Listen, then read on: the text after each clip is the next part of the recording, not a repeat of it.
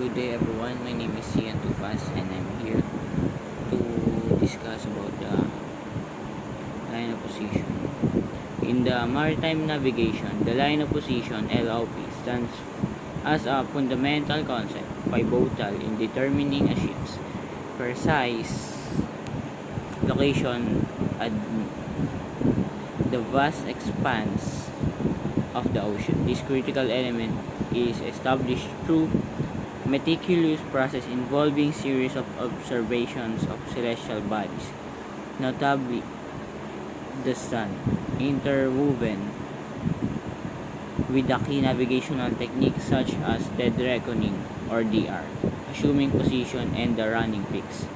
At the outset of a voyage, mariners rely on dead reckoning to estimate the ship's position based on a previously determined location, incorporating factors such as course speed and time elapsed since the last fix.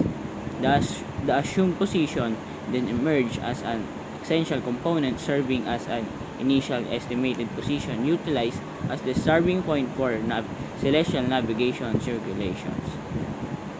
Enter the observations of the sun, conducted with precision and care using instruments such as sextant. At predetermined times, mariners take sightings of the sun's altitude, capturing critical data that contributes to the formation of celestial lights. Through the amalgamation of multiple observations over time, a constellation of COPs begins to emerge, intersecting and overlapping to delineate the elusive line of position or LOP. The journey towards pinpoint accuracy, however, does not culminate with a single celestial fix.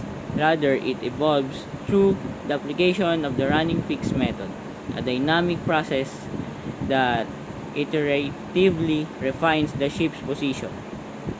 In essence, the line of position (LOP) epitomizes the marriage of art and science in maritime navigation, a testament to the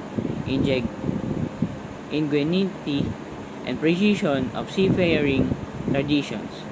Through harmonious interplay of dead reckoning, assumed position, and running fix method, mariners navigate the vast expanse of the ocean with confidence, guided by the celestial dance of the sun and steadfast principles of celestial navigation. That's all. Thank you.